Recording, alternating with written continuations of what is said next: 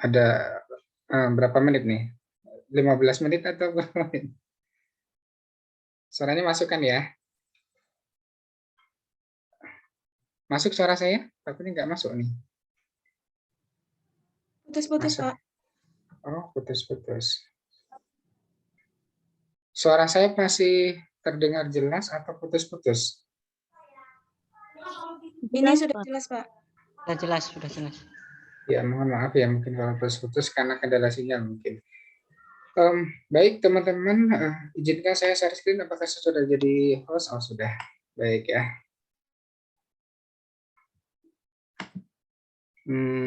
Mana nih, mana? Oh, ini. Sebentar ya. Nunggu.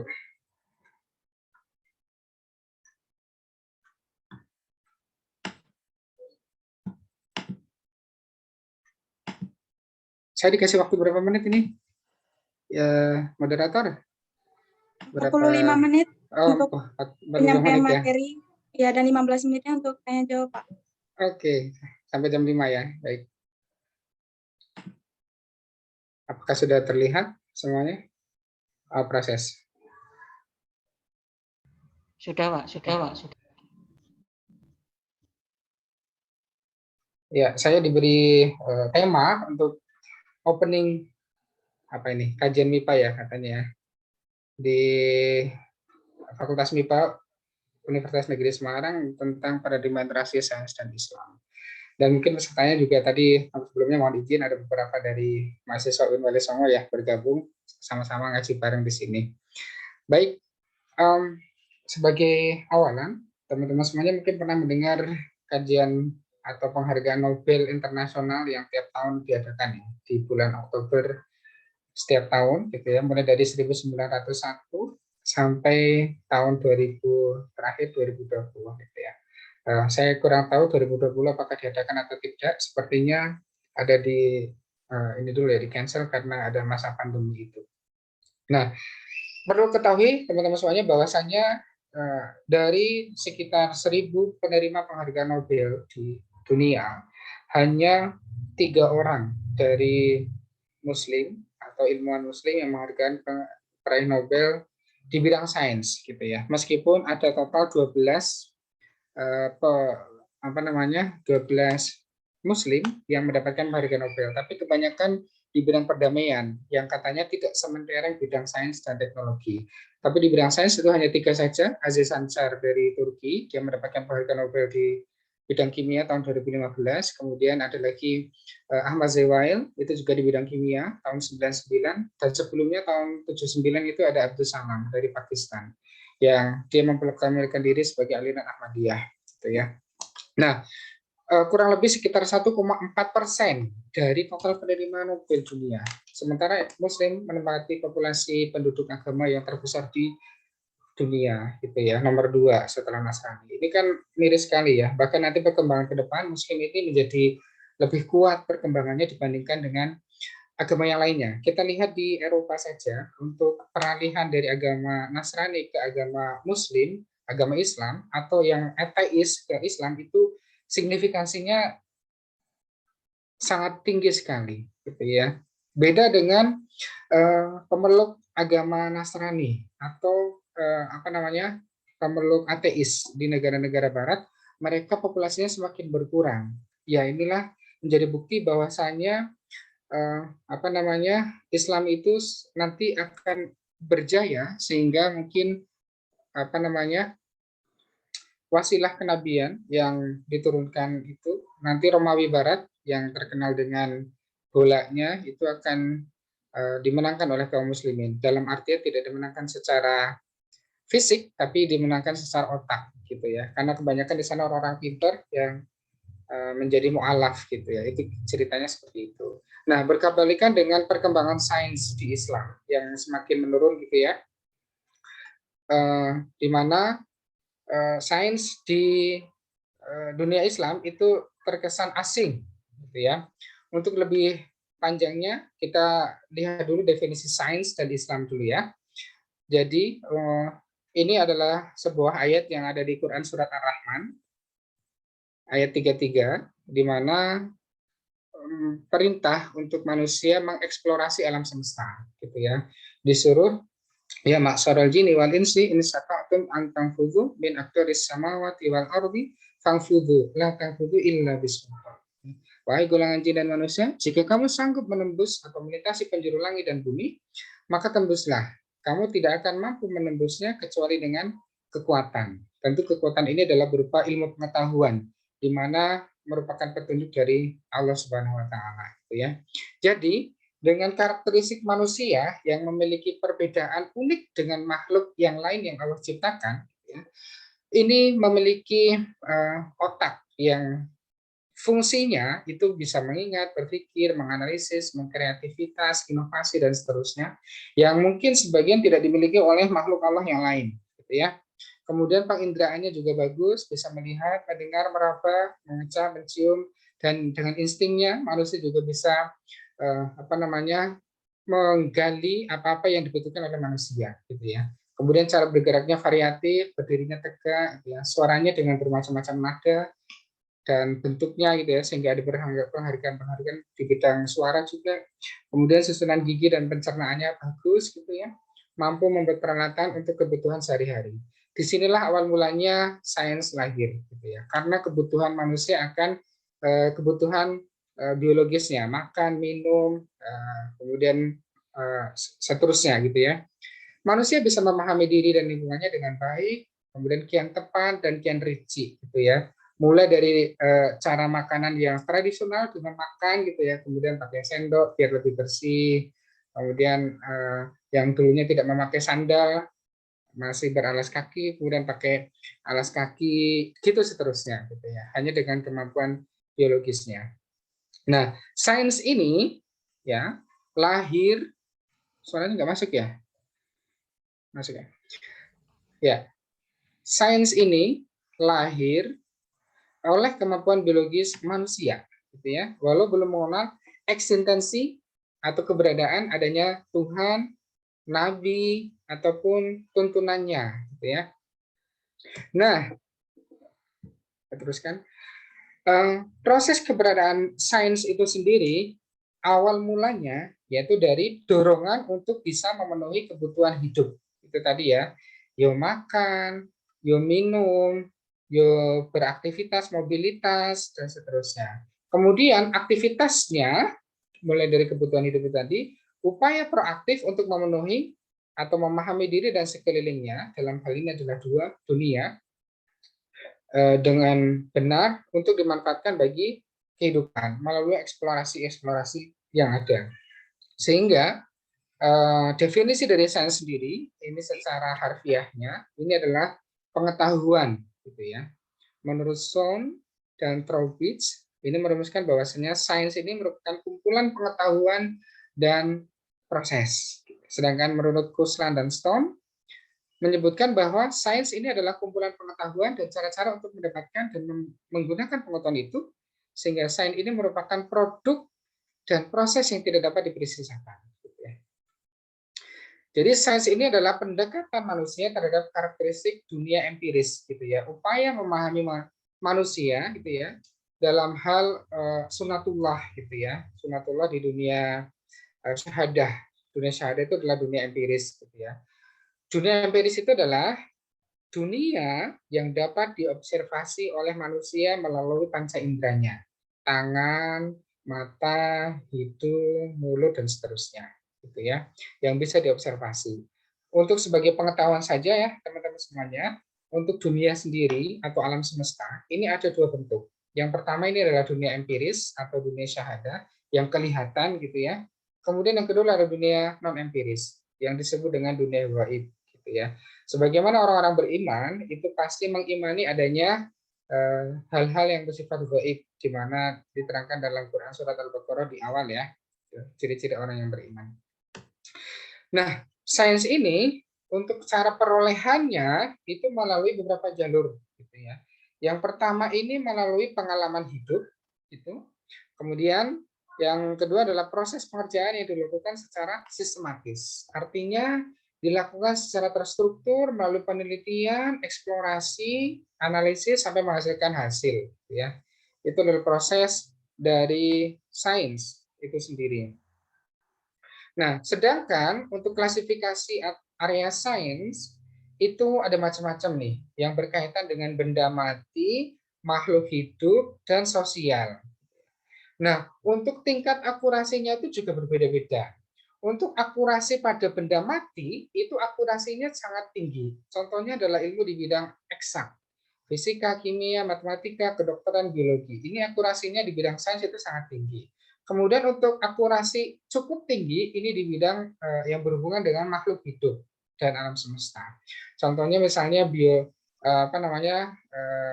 zoologi, geologi, topografi, kosmologi, astronomi, dan seterusnya. Gitu ya. Ini akurasinya cukup tinggi, gitu ya. Sedangkan yang akurasinya kurang tinggi atau kurang tepat biasanya itu berhubungan dengan ilmu sosial, gitu ya, seperti politik, ekonomi, psikologi, budaya, dan bahasa, gitu ya.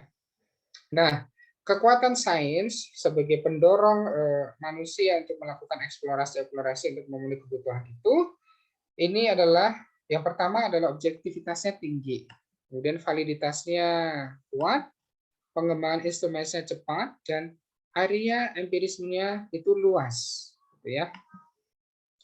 Nah, kemudian ini kok saya bisa, oke.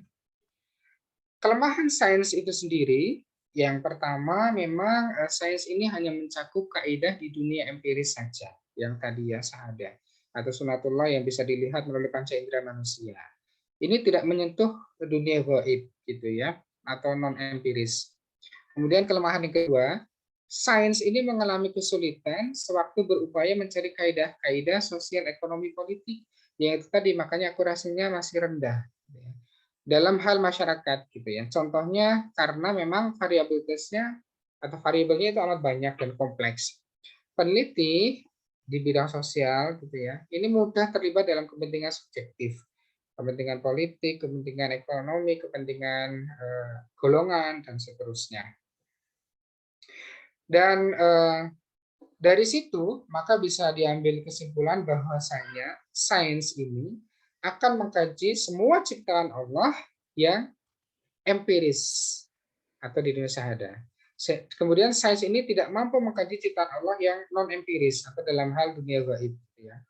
Kemudian yang ketiga ini adalah lemah dalam memperoleh kaidah perilaku dan kehidupan bermasyarakat. Nah, disinilah agama hadir untuk menyeimbangkan posisi sains, ya. Di mana agar sains ini tidak salah arah, tidak salah jalan, ya, tidak keluar dari kaidah-kaidah agama. Ya. Kalau secara definisi agama ini dapat ditinjau dari bahasa Sanskerta gitu ya, bahasa Inggris dan juga bahasa Arab. Bahasa Arab itu berarti din, gitu ya. Kalau secara bahasa Sanskerta, agama itu artinya itu tidak, agama itu kacau. Agar manusia itu tidak kacau, memiliki keteraturan gitu ya. Kemudian memiliki keseimbangan, intinya seperti itu. Jadi tidak salah arah, tidak terlalu ke kiri, tidak terlalu ke kanan, agar selalu jalan lurus. Gitu ya. Agama kalau ditinjau dari kamus bahasa Inggris, ini merupakan prinsip atau dasar atau tatanan dari kepercayaan yang dipegang teguh dengan semangat atau keyakinan yang kuat. Nah, agama ini tentunya bervariabel atau bervariasi gitu ya di dunia ini, menyakup pada 3 identitas utama. Identitas yang pertama itu adalah identitas Tuhannya. Identitas yang kedua itu adalah identitas utusannya, utusan Tuhan. Gitu. Yang ketiga ini adalah identitas wahyu yang dibawa oleh Nabi. Jadi ada 3 hal yang membedakan agama di dunia itu bervariasi. Yaitu adalah identitas Tuhannya, identitas Nabi atau utusannya. Kemudian yang ketiga adalah identitas wahyunya atau tuntunan yang dibawa oleh Nabi. Gitu ya. Kemudian kalau di Islam sendiri gitu ya, kita sudah pahami ya kalau identitas Tuhannya ya Allah Subhanahu wa taala, ya man rabbuka ketika ditanya di akhirat nanti ya. Ketika ditanya di alam kubur Allah Subhanahu wa taala. Kemudian man nabiyuka, siapa nabi utusan Allah itu, ya kita akan jawab Nabi Muhammad SAW. Sementara yang tuntunan hidup yang wajib ditaati yang datang atau wahyu yang diperoleh oleh Nabi Muhammad SAW dari Tuhannya, dari Allah, itu berupa Al-Quran, gitu ya. Dan juga tentunya adalah hadis yang sifatnya itu sebagai pelengkap manusia berpedoman bertingkah laku agar sesuai dengan karakteristik Islami, seperti itu. Nah, Islam sendiri hadir ke dunia ini sebagai agama kemaslahatan hidup bagi umat manusia. Mulai dari perbaikan akhlak, cara beribadah, hingga upaya untuk menjalani kehidupan. Nah, untuk sinergisme antara sains dan Islam ini kenapa perlu disandingkan, gitu ya, bukan dibenturkan tapi disandingkan agar semuanya itu berjalan sesuai dengan kaidah-kaidahnya. Ada sebagian Islam atau ilmu-ilmu Islam yang mungkin cocok dengan ilmu sains, begitu juga sebaliknya. Atau mungkin keduanya itu berjalan beriringan, tapi tidak ada hubungannya sama sekali. Maka perlu dibedakan di sini ya. Nah, wahyu, yaitu tadi ya tuntunan berupa Al-Quran dan hadis itu ya. Ini memerintahkan manusia untuk memahami ciptaan Allah melalui kreativitas kemampuan manusiawinya, gitu ya. Ini jadi namanya juga pedoman hidup ya, atau tuntunan manusia dalam hal bertingkah laku, kemudian untuk memenuhi kebutuhan hidupannya, itu menghasilkan sebuah produk sains setelah melalui proses-proses sains, gitu ya. Diterangkan di Quran 88, itu berarti Quran surat Al-Ghasyiyah ya, ayat 17 sampai 21. Di sana disebutkan itu ya, sebagai contohnya, afala yang duruna ilal ibili khuliqat. Apakah kamu tidak melihat ya, yang dulu onta-onta berjalan atau onta tadi diciptakan ya, khuliqat, diciptakan. Wa ila sama'i kaifa rufi'at, ayat ke-18-nya, kemudian dan langit bagaimana dia ditinggikan. Jadi langit bagaimana dia ditinggikan. Kemudian ayat nomor 19 setelahnya, wa ila jibali kaifa sutihat. Bagaimana gunung-gunung ditegakkan.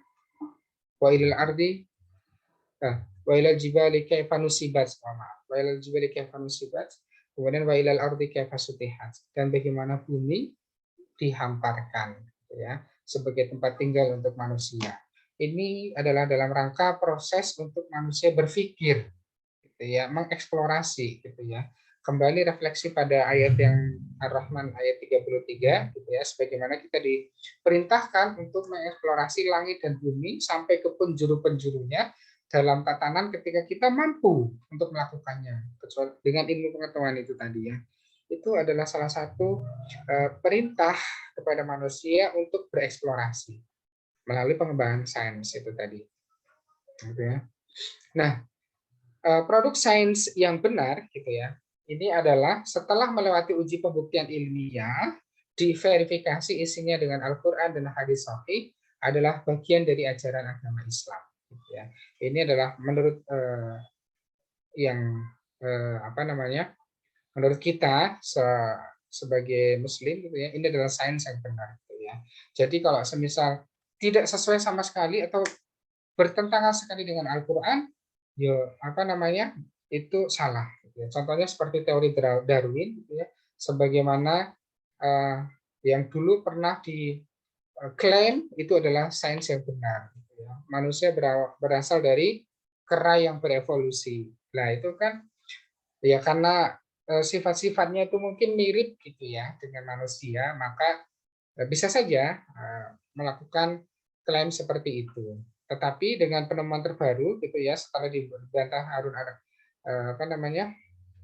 Harun Yahya, kemudian dengan penemuan lagi DNA, ternyata DNA manusia dengan DNA kera itu berbeda, gitu ya. Maka tidak bisa disebutkan bahwasanya manusia itu memiliki struktur berbeda dengan kera. Gitu ya. Nah, umat Islam sendiri ini mendapat tuntunan hidup dari dua jalur, gitu ya, sesuai petunjuk wahyu tentunya. Cara langsung dari Allah Subhanahu Wa Taala berupa wahyu itu tadi ya, Al-Qur'an dan Al-Qur'an ya. Dan juga cara secara tidak langsung melalui eksplorasi tadi berupa sains. Ini perintah untuk kepada umat Islam, jalur itu ya. Nah, sementara posisi sains dalam ajaran Islam ini adalah masih menjadi bagian integratif, kesatuan ilmu pengetahuan, gitu ya. Jadi tidak ada namanya dikotomi perbedaan antara agama dan ilmu agama dan ilmu dunia. Pada hakikatnya semua ilmu itu berasal dari Allah, gitu ya. Pada hakikatnya, sehingga tidak bisa dipisahkan antara ilmu agama dan ilmu umum secara definisi seperti itu. Nah, jadi sains ini bagian integratif dari agama Islam. Substansi wahyu yang berupa Quran hadis itu dan sains akan saling mengisi, melengkapi, dan menguatkan. Dipakai sebagai acuan dalam menjalani seluruh kehidupan umat Islam.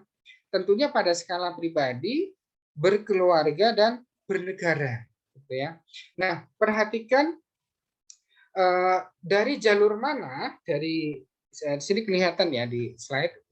Perhatikan dari jalur mana perolehan ilmu itu sendiri, gitu ya.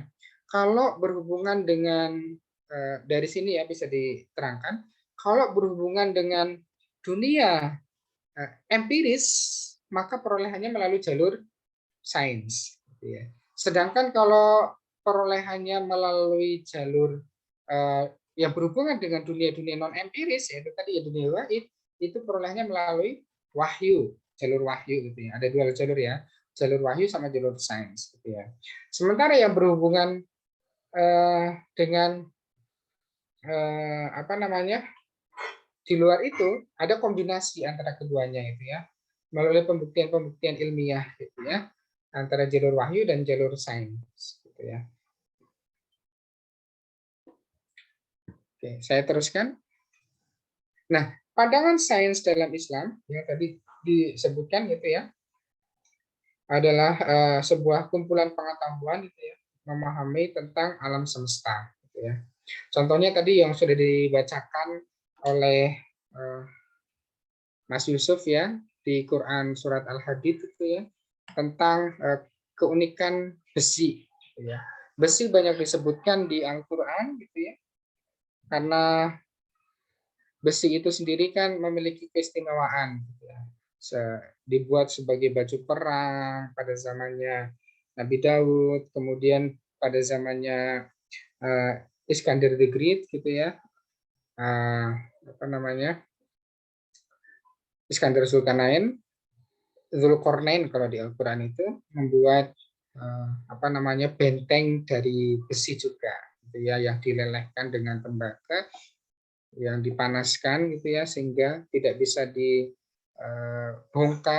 atau tidak bisa diruntuhkan oleh Ya'juj dan Ma'juj dan seterusnya. Ada juga tentang keistimewaan atom karbon kalau di kimia ya, struktur atom dan seterusnya.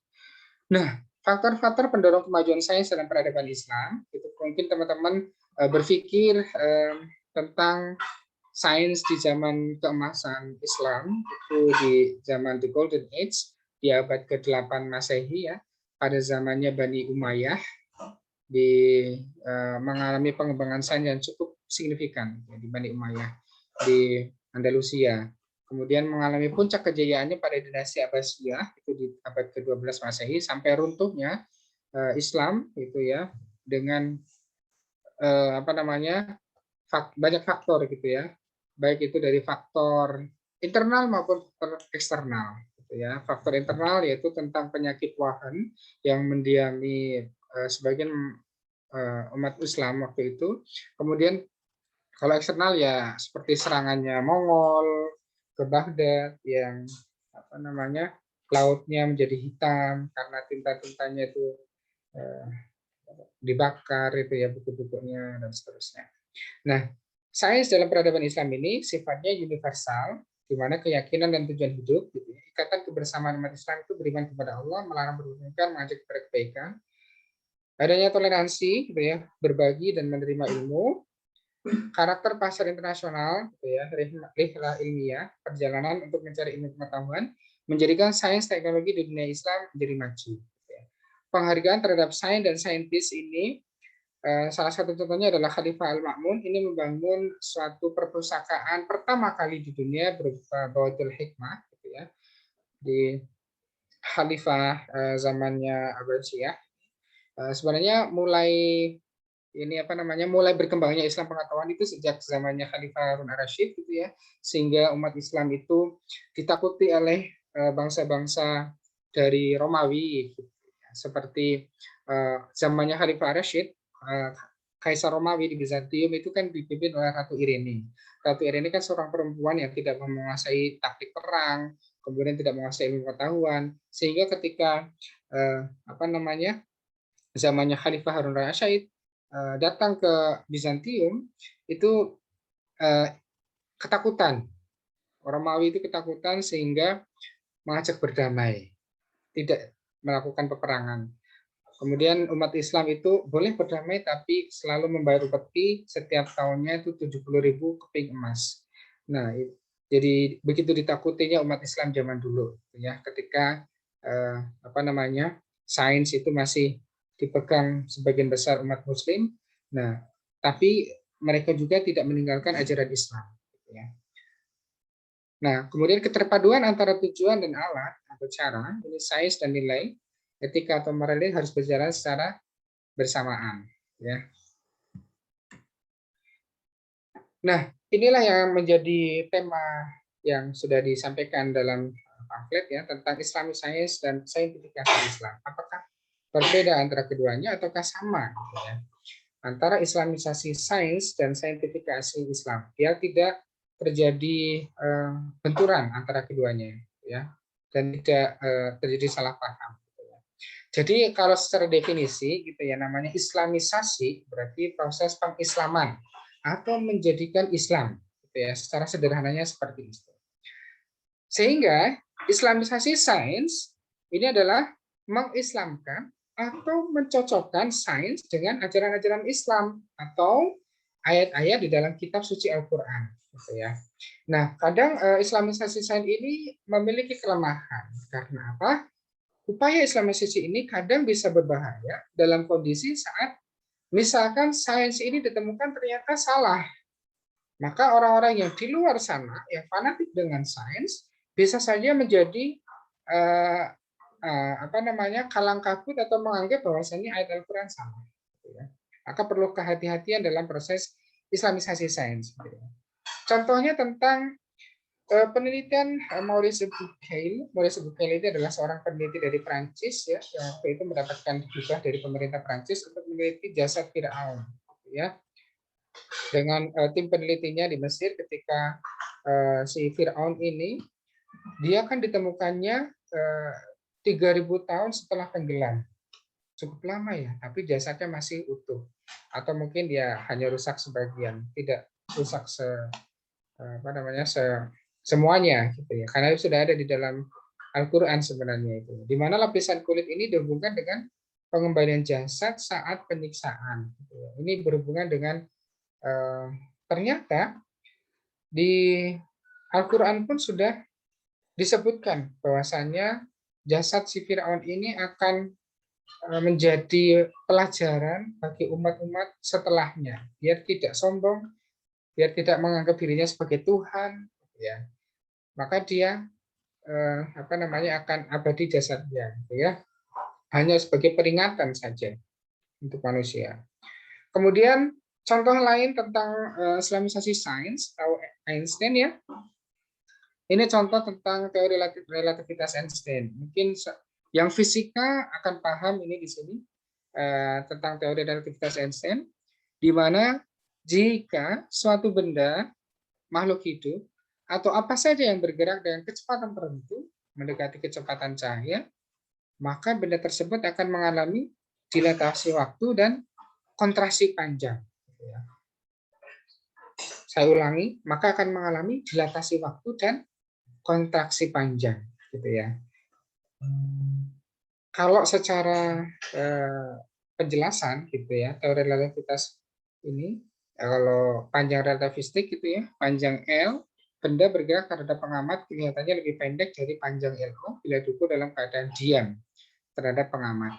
Maka gejala ini disebut dengan pengurutan Lorentz-Fischer gitu ya, atau kontraksi panjang gitu ya, di mana L rumusnya sama dengan LO kali akar 1 min V kuadrat per C kuadrat. Ini adalah kecepatan benda dalam keadaan diam tadi dibandingkan dengan kecepatan cahaya. Sementara waktu relativistik, di mana TO ini adalah waktu yang ditentukan menurut pengamat, dan T aksen ini adalah menurut waktu yang sebenarnya. Menunjukkan bahwa setelah waktu mengalami pemuaian atau dilatasi waktu, di mana rumusnya adalah delta T aksen sama dengan delta T0 per akar 1 min V kuadrat per C kuadrat. Ini secara definisi teori relativitas. Kalau dihubungkan dengan Islam, coba ini berkaitan dengan kisahnya Ashabul Kahfi. Di Quran surat Al-Kahfi ayat 18 gitu ya, disebutkan, dan kamu mengira mereka itu bangun, padahal mereka itu tidur. Dan kami bolak-balikan mereka ke kanan dan ke kiri, sedang anjing mereka mengunjurkan kedua lengannya di muka pintu gua. Dan jika kamu menyaksikan mereka, tentulah kamu akan berpaling dari mereka dan melarikan diri, dan tentulah hati kamu akan penuhi ketakutan tentang mereka. Nah, poin yang garis bawahi, ini contohnya ya, ini adalah gua Ashabul Kahfi.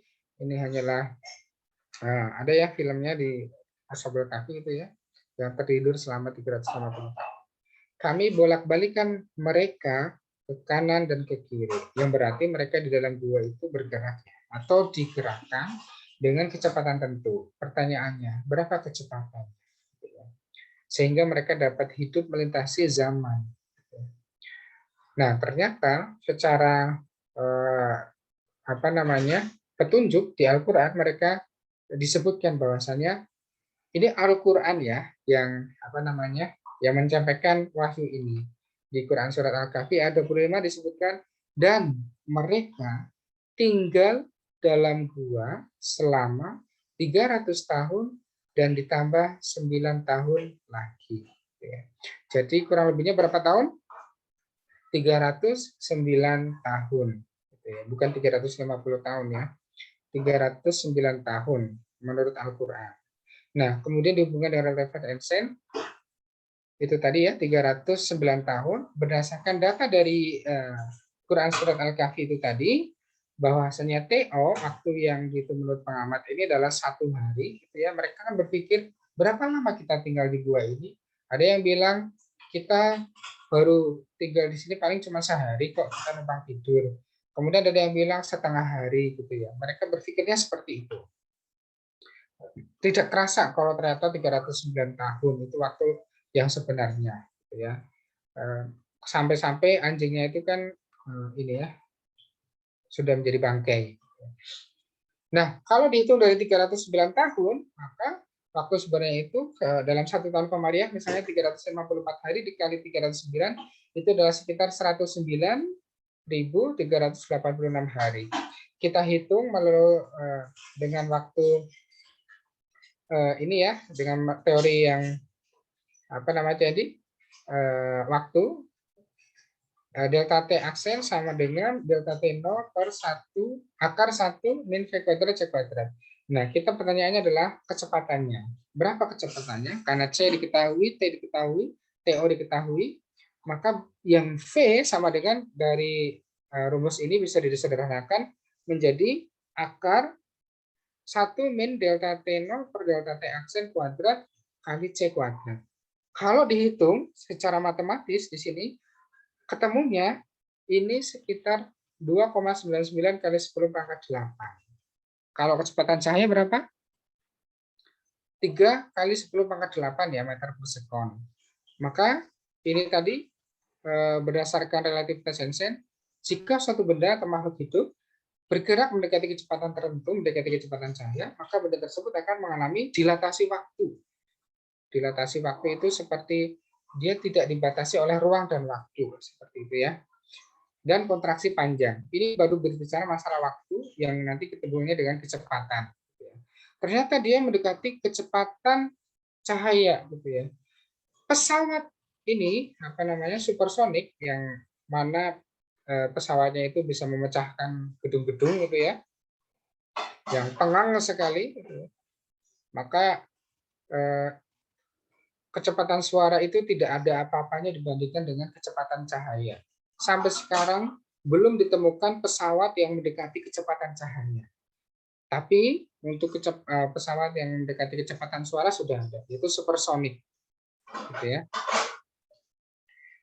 Nah, kemudian dikaitkan dengan Ashabul Kahfi juga, ayat di Quran surat Al-Kahfi ayat 18, disebutkan juga nih, ada 25 nih.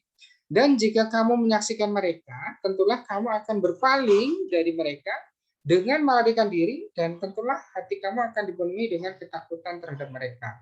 Loh kok bisa kalau kita masuk ke gua itu gitu ya, melihat para sahabat mukmin ya yang masih beriman kepada Allah, yang melarikan diri dari raja yang zalim, kok malah kita yang takut kalau masuk ke gua itu ya.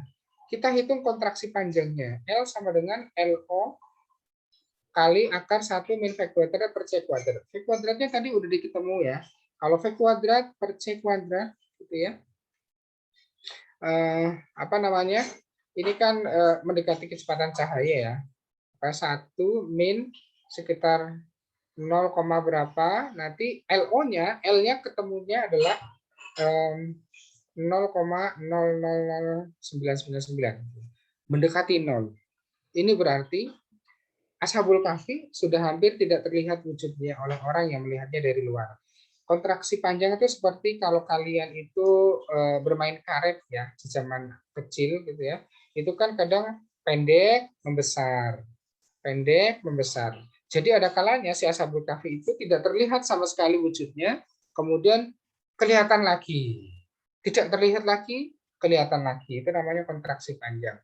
Nah, jadi apa namanya, ya wajar kalau mereka itu kalau kelihatan atau ada yang masuk merasa takut, dikiranya hantu atau apa gitu ya, atau jin dan jin yang mendiami gua gitu ya, ketakutan dari manusia yang mendekati. Ini dari sebuah petunjuk di Al-Quran.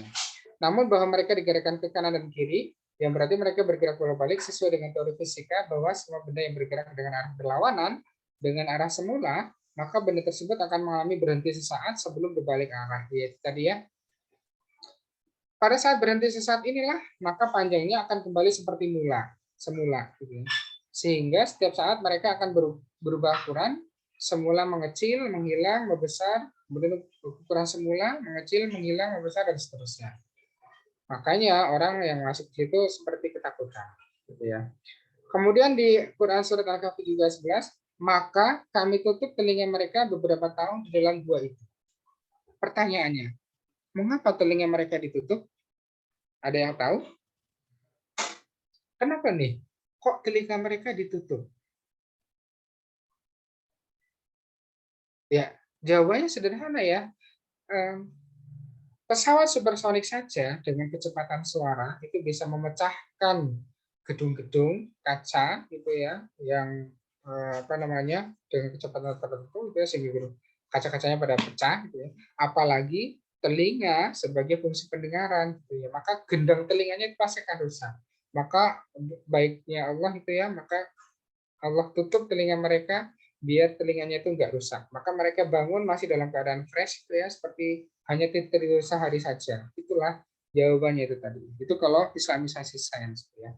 Contoh lain terkait islamisasi sains misalnya tentang struktur atom. Ini bagi para kimia ya, kebetulan ini MIPA ya. Konsep tentang atom ini pertama kali dijatuhkan oleh Democritus gitu ya. Menurut Democritus, semua dapat dipecahkan menjadi partikel terkecil, di mana partikel kecil ini disebut dengan atom gitu ya. Sebelum teori yang lain dikembangkan oleh John Dalton, kemudian oleh C.C. Thomson dan seterusnya, di mana atom itu bisa dipecah-pecah menjadi elektron, proton, dan neutron. Kemudian ada lagi teori lagi berkembang di mana bisa menjadi partikel terkecil lagi bernama quark gitu ya. Begitulah karakteristik dari sains yang selalu mengalami perkembangan setiap zaman gitu ya.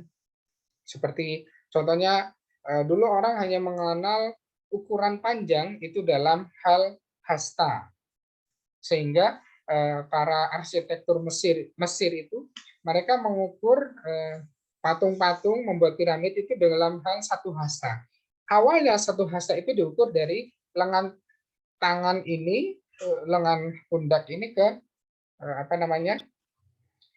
bagian pergelangan tangannya si Firaun yang menjadi satuan standar utama melalui metrologi, namanya metrologi, 1 hasta. Kalau semisal ukurannya tidak pakai aturan hastanya si Firaun ini, maka si para arsiteknya itu dihukum gantung. Itu ceritanya seperti itu. Nah, tapi sesuai seiring dengan perkembangan zaman, hasta ini berkembang menjadi 1 kaki, gitu ya. 1 kaki, ketinggiannya berapa kaki, gitu kan ya, pernah dengar ya? Kalau di pesawat kan biasanya pakainya kaki, berapa kaki atau berapa feet. Gitu. Nah, kemudian ada lagi satuan meter, kemudian satuan sentimeter, milimeter, berkembang lagi menjadi setelah milimeter, mikrometer, pikometer, nanometer. Ya tahun 99 ditemukan lagi oleh si Ahmad Zewail tentang satuan femtometer, 10 pangkat min 15 meter. Itu ya berkembang lagi terus-menerus. Gitu ya. Nah, di mana tentang struktur atom lagi kembali, ini di dalam surat Al-Zalzalah ayat 7 sampai 8 itu, "Fama ya'mal mithqala dzarratin khairan yarah wa may ya'mal mithqala dzarratin syarran yarah." Kata dzarrah di sini menurut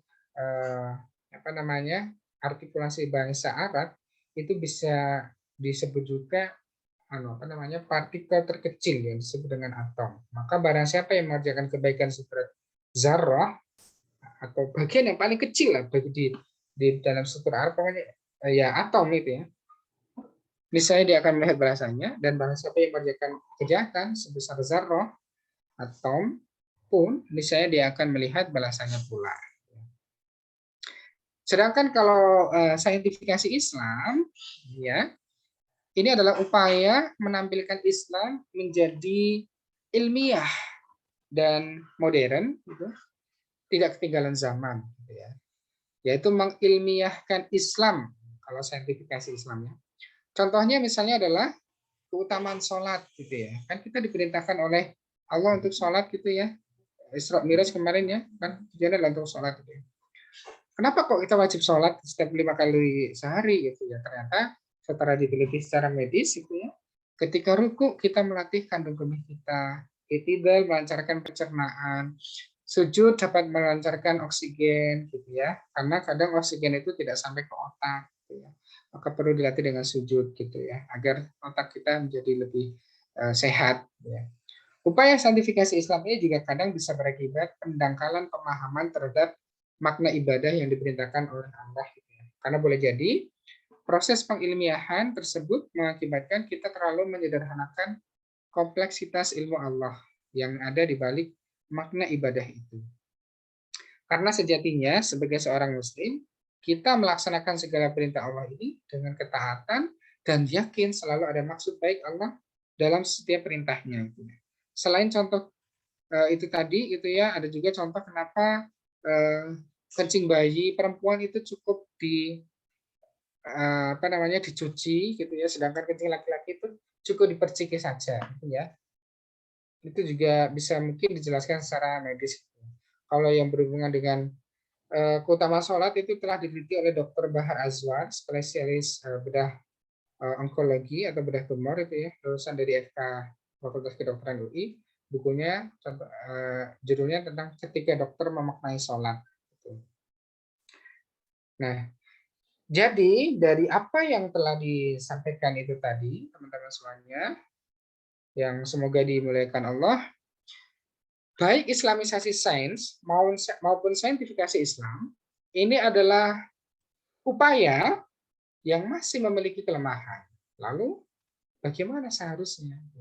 Pada dasarnya kita harus menyadari sepenuhnya bahwasanya sains itu adalah produk akal manusia.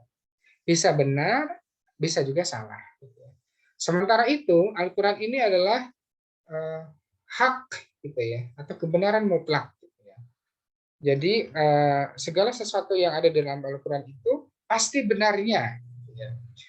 Akan tetapi yang di bawah di sini adalah Al-Quran ini bukan kamus referensi sains yang membahas segalanya dari A sampai Z gitu ya. Karena memang sudah sebagai fitrahnya, sudah menjadi sunatullahnya itu ya, bahwasanya ilmu yang diberikan kepada manusia itu sangat sedikit dibandingkan dengan ilmu Allah itu sendiri. Ada ya di apa namanya? Quran surat Al-Kahfi juga di ayat terakhir gitu ya.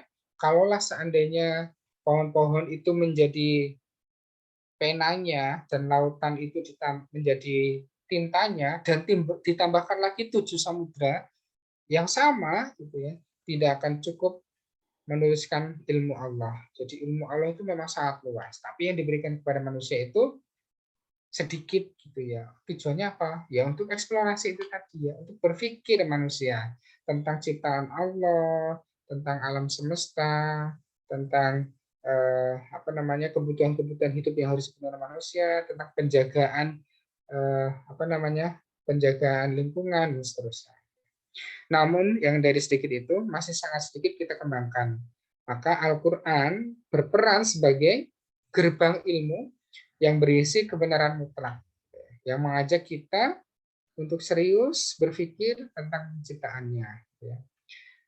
Maka kita mengajak untuk pengembangan sains Islam, yaitu sains yang dibangun di atas fondasi Al-Quran dan hadis. Itulah adalah tugas kita.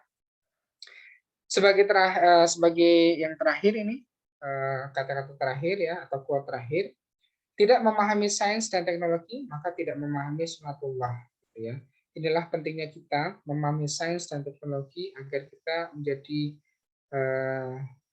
apa namanya, menjadi orang yang bisa berkompetisi dengan yang lainnya. Gitu ya. Karena kalau semisal kita sudah kalah di bidang sains dan teknologi, maka kita akan bersaing kalah dalam hal duniawi gitu ya, karena hidup ini adalah kompetisi semuanya ya. Jadi siapa yang menguasai information technology maka dialah yang menang. Kalau mungkin zamannya dulu gitu ya, zamannya kecil kita, kalau siapa yang menguasai matematika maka dia akan lebih maju, lebih pintar, lebih kaya dan seterusnya. Sekarang zamannya beda lagi. Kalau kita menguasai information technology, sains ini, maka kita akan menguasai dunia. Seperti itu ceritanya. Baik, teman-teman yang dirahmati Allah, saya rasa itu yang bisa saya sampaikan tentang paradigma interaksi sains dan Islam terkait Islamisasi sains maupun saintifikasi Islam dan sejarah histori dari perkembangan sains dalam dunia Islam yang mengalami kemunduran gitu ya, di zaman sekarang ini. Ya, tugas kita lah sebagai generasi muda Islam untuk menjayakan kembali Islam di bumi Nusantara khususnya dan di buminya Allah pada umumnya, gitu ya. Saya kurang lebihnya mohon maaf dari apa yang saya sampaikan, barangkali ada yang salah. Assalamualaikum warahmatullahi wabarakatuh. Saya kembalikan ke moderator. Waalaikumsalam warahmatullahi wabarakatuh. Terima kasih atas ilmu yang telah disampaikan. Semoga kita semua dapat mengambil intisarinya. Selanjutnya sesi tanya jawab. Kepada teman-teman yang ingin bertanya, bisa open mic atau melalui chat.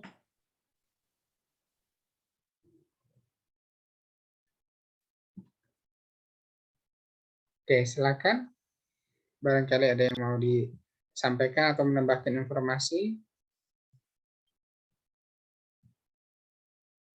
Saya rasa ini orang-orang sains dan teknologi udah paham semua ya, udah jago-jagonya di sini semua.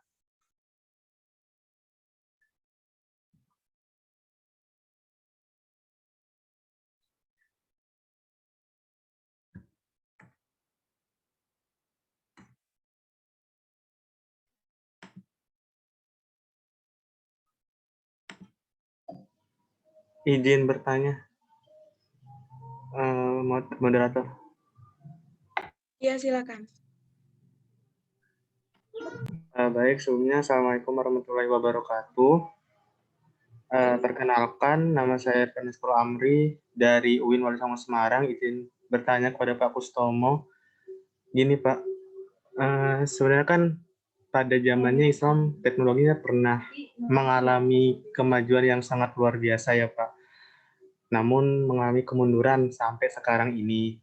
Nah, itu dari tadi yang awalnya itu Bapak sudah menyampaikan juga bahwa penemu Islam yang menang Nobel pun cuman hanya 3 orang saja deh kalau nggak salah ya Pak, sedikit dibandingkan dengan ilmuwan dari Barat gitu, non Islam.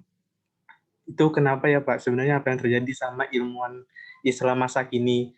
Padahal kita mempunyai kitab yang sangat akurat banget sumbernya, yang sudah dijelaskan oleh Allah semua yang terjadi di muka bumi ini. Bahkan penemu-penemu yang non-Islam akhirnya masuk Islam karena menemukan hal yang sesuai dengan yang ada di kitab Al-Quran. Nah, mengapa ilmuwan kita itu kalah Pak sama ilmuwan yang non Islam gitu? Padahal kita kan mempunyai ininya, kayak kuncinya gitu Pak untuk memahami seluruh alam semesta ini. Kenapa kita nggak bisa bangkit lagi, maju lagi, mengendalikan perkembangan teknologi saat ini gitu Pak? Begitu pertanyaan dari saya Pak. Sekian, terima kasih.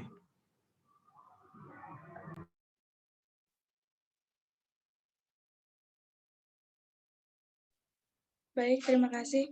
Mungkin untuk Bapak Kustomo bisa langsung menjawab pertanyaannya.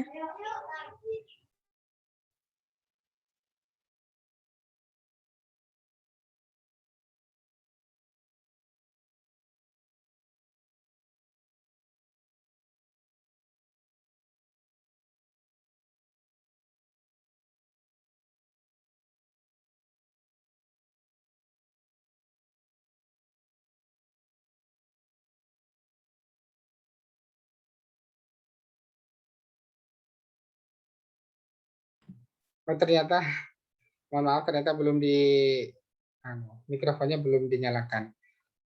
Suaranya masuk ya? Masuk, Pak. Baik.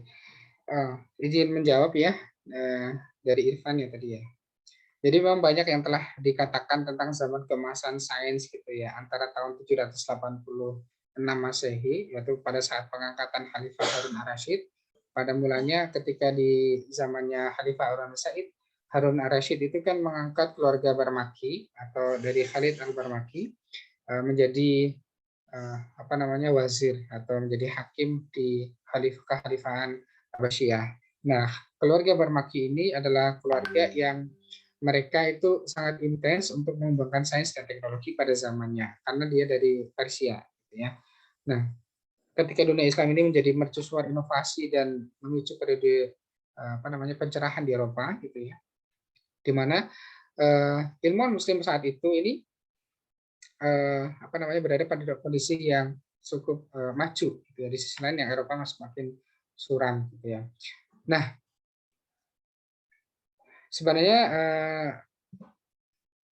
sebagian akademisi ini telah lama ya, menyelidiki gitu ya terkait tentang kemudahan Islam itu sendiri gitu ya. Dalam buku misalnya The Incoherence of Philosopher gitu ya, atau Tahafut al-Farasiyah gitu ya, yang dikenal dalam pertengahan abad Eropa itu, ini banyak diperdebatkan gitu ya, banyak diperdebatkan terkait tentang kemunduran dari Islam gitu ya, pada zaman itu. Gitu ya. Jadi sebenarnya ada banyak faktor kenapa banyak kemunduran di sains Islam, gitu ya. Jadi kalau faktor internal itu terkait tentang adanya perkembangan aliran aliran torikot pernah dengar ya. Jadi kalau pada saat zamannya perkembangan sains zaman dulu itu ada banyak aliran-aliran yang berkembang seperti aliran torikot gitu ya, aliran torikot Naksabandia yang biasanya itu sudah menjadi hal yang lumrah ketika sains dan teknologi itu berkembang. Ada saja orang-orang yang berpikiran untuk kembali pada fitrahnya, kembali pada agamanya, jalan torikot, jalan kebenaran itu ya. Nah, ini banyak di di masa itu, sehingga pengikutnya pun banyak gitu ya, aliran-aliran sufi gitu ya, aliran sufi tasawuf yang hanya fokus pada ajaran agama saja gitu ya, tidak bersentuhan dengan ilmu-ilmu duniawi, fokus aliran sufi itu saja. Nah, dengan banyaknya itu maka berimbas juga pada lahirnya sufi-sufi baru, dan juga sufi-sufi palsu yang yang menyebabkan apa namanya, ajaran-ajarannya itu tidak pure ke Islam murni, tapi ke Islam yang nyeleneh. Contohnya lebih pada ke tahayul, khurafat, atau mungkin pada jimat, pada apalagi ya, pada hal yang bersifat klinik gitu ya. Misalnya benda-benda mati kayak jimat itu. Nah, larinya ke situ gitu ya. Ini yang menyebabkan kontradiktif antara ilmu sains dengan ilmu-ilmu yang tahayul seperti itu tadi ya. Makanya itu menjadi hal yang penyebab kemunduran umat Islam juga gitu ya. Fakta yang selain itu juga terkait tentang penyerangan Mongol gitu ya, penyerangan Raja Franz Ferdinand dan Ratu Isabella yang menyerang di Spanyol tentang invasi itu ya, agar Spanyol kembali ke kerajaan Romawi gitu ya. Itu adalah saya cerita tentang historinya kemunduran sains gitu ya. Untuk bangkitnya gitu ya, untuk bangkitnya dari kemunduran sains itu yang menjadi momok ya di tahun-tahun sekarang ini ya, bahkan tadi disebutkan hanya tiga itu hanyalah di bidang sains gitu ya. Kalau secara total peraih Nobel itu adalah 12 orang, tapi hanya di bidang perdamaian, kemudian seperti yang dari Bangladesh itu ya, yang membuat Bank Bremen, tahu Bank Bremen itu yang memberikan pinjaman kepada orang-orang miskin tanpa jaminan. Itu dihadiahi Nobel oleh pemerintah Skandinavia karena dia telah menyelamatkan kemiskinan di negaranya, si Muhammad Yunus. Gitu ya. Kemudian ada juga Yasir Arafat, gitu ya, yang pemimpin atau politikus Palestina yang apa namanya melakukan upaya untuk perdamaian Timur Tengah. Kemudian ada juga lagi siapa lagi ya, Orhan Yarmouk di bidang sastra, dia adalah novelis Turki. Kemudian ada lagi seorang perempuan itu dari Pakistan gitu ya, yang dia kelahiran tahun 97, tapi dia apa namanya mengentaskan kemiskinan di negaranya untuk pendidikan. Jadi dia ngajarin anak-anak kecil dan seterusnya. Itu levelnya itu jauh dari kalau dikaitkan dengan Nobel ya, itu levelnya itu tidak sementereng atau tidak seprestisius di bidang sains. Jadi memang wis kadung ini dulu apa namanya minder duluan untuk memajukan sains gitu ya. Di sisi lain, kenapa kita kalah di bidang sains? Kebanyakan negara-negara Muslim gitu ya di dunia ini mereka menginvestasikan dana APBN-nya untuk bidang sains itu sangat kecil sekali dibandingkan dengan investasi di bidang lain, infrastruktur, gitu ya, pendidikan, ekonomi, dan seterusnya. Itu kalau untuk infrastruktur di bidang penelitian, apa namanya pengembangan teknologi itu sangat kecil sekali. Hampir di mayoritas negara non-Muslim. Kita tidak usah jauh-jauh di luar negeri, di Indonesia saja, ya. Para peneliti di Indonesia itu agak kesulitan untuk mengembangkan produk-produk sains, sehingga banyak peneliti kita itu lebih apa namanya lebih expert, lebih berkembang di luar negeri, gitu ya. Bukan berarti mereka tidak cinta kepada negara Indonesia, tercinta, tetapi karena dukungan yang mereka inginkan untuk mengembangkan sains itu sangat sedikit sekali, sehingga wajar mereka mencari dukungan atau mencari apa namanya dana yang bisa memadai, gitu ya. Hampir negara-negara maju mereka itu memfasilitasi di bidang sains itu sangat tinggi, gitu ya. Tidak hanya dari negaranya saja, siapapun yang mengembangkan sains, baik dia dari dalam negerinya maupun dari luar negerinya, untuk pengembangan di negaranya itu, maka akan didukung, akan didanai, gitu ya. Maka banyak ilmuwan-ilmuwan yang lahir di luar sana akan didukungnya sangat besar, gitu ya. Dan ditambah lagi di luar sana, di luar negeri, gitu ya, yang di kebanyakan negara maju, mereka sudah ada konektivitas, ada istilahnya itu ada satu visi misi antara perguruan tinggi dengan pihak industri, gitu ya, maupun pihak perusahaan. Jadi hasil-hasil riset yang dikeluarkan oleh industri perguruan tinggi itu dipakai oleh apa namanya dipakai oleh industri untuk pengembangan industrinya. Contohnya misalnya konektivitas riset di Universitas Aachen gitu ya, konektivitas dengan perusahaan PT Kereta Api yang ada di kawasan distrik Hamburg, contohnya seperti itu. Kemudian dipakai juga dalam jalur transportasi, risetnya gitu ya. Kemudian misalnya ada di Belanda nih, kan ada yang terkenal dengan kincir anginnya. Itu juga melalui riset-riset yang dilakukan oleh perguruan tinggi, kemudian dipakai oleh pembangkit tenaga listrik yang di bidang apa namanya angin, gitu ya, kincir angin gitu. Itu mereka sudah ada konektivitas seperti itu, sehingga semuanya itu berkolaborasi. Bandingkan dengan di negara kita, di Indonesia itu ya. Ini sebenarnya itu sudah pernah ya pas waktu zamannya Pak almarhum B.J. Habibie menjadi Menteri Ristek gitu ya, mengirim beberapa pemuda-pemuda terbaik di Indonesia itu mengirim ke luar negeri, dapat beasiswa di Jepang, Jerman, Belanda dan seterusnya untuk kembali mereka ke Indonesia mengembangkan sains dan teknologi. Di sisi lain membentuk juga kawasan di Tangerang Selatan di Serpong itu ya, di Puspitek. Puspitek itu adalah Pusat Penelitian Ilmu Pengetahuan dan Teknologi, Puspitek Serpong.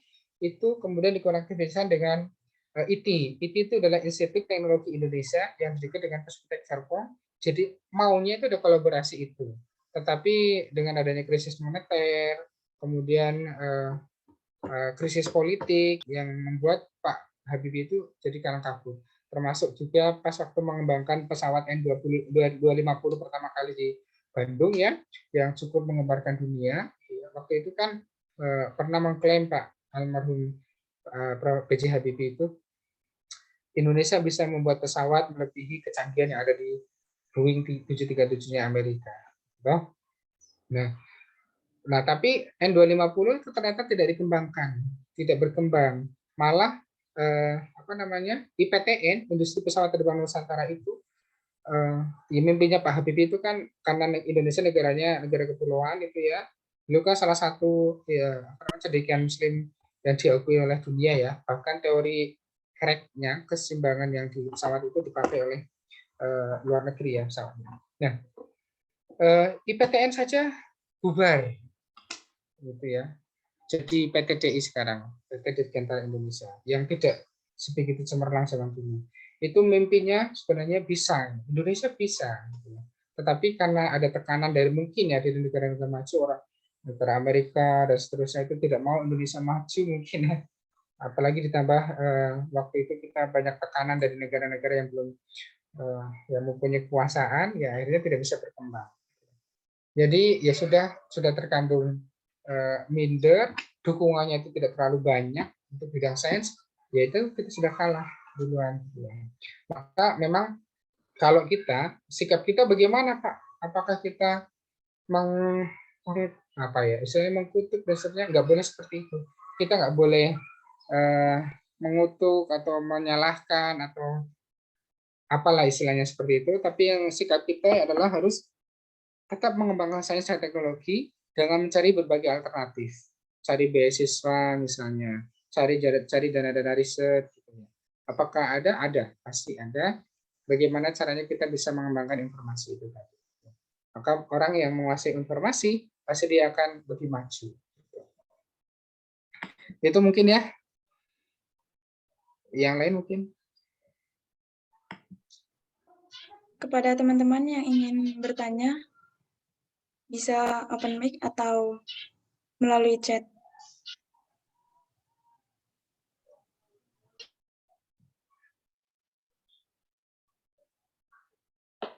Mungkin sudah lagi pada mandi atau apa ini, sudah sore.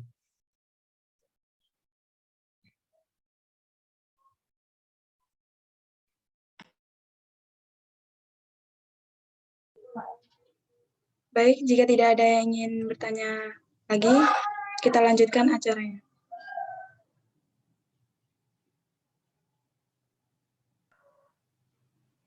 Terima kasih atas pertanyaan yang sudah diberikan dari teman-teman. Dan terima kasih juga kepada Bapak Kustomo yang telah menjawab pertanyaan-pertanyaannya. Semoga pertanyaan tadi dapat menambah wawasan kita semua. Amin. Acara selanjutnya, sesi foto bersama. Kepada teman-teman, mohon untuk menyalakan kameranya dan tunjukkan senyum terbaik teman-teman.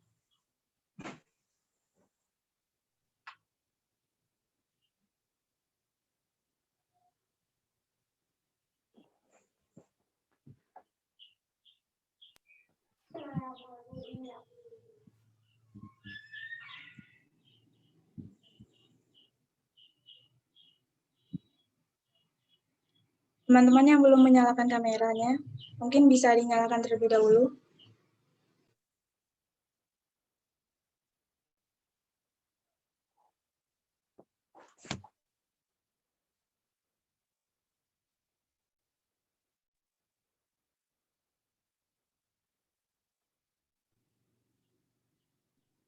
Saya hitung sampai 3 ya, teman-teman.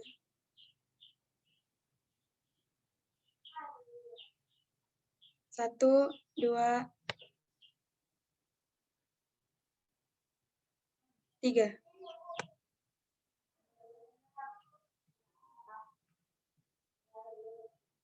Untuk slide 2, mungkin bisa dinyalakan kamera yang terlebih dahulu, teman-teman.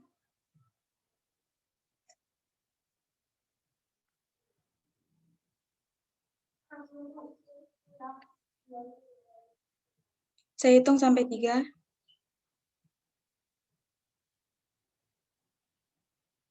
1, 2,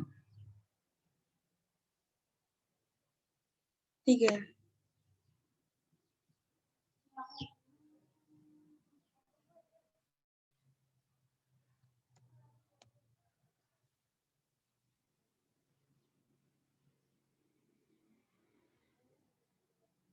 Terima kasih. Acara demi acara sudah kita lalui, sampailah kita di penghujung acara. Sebelum menutup acara ini, marilah kita membaca hamdalah, istighfar 3 kali, dan membaca doa penutup majelis. Alhamdulillahirrabbilalamin. Astagfirullahaladzim. Astagfirullahaladzim. Astagfirullahaladzim. Amin. Asyhadu an la ilaha illa anta astaghfiruka wa atubu ilaik.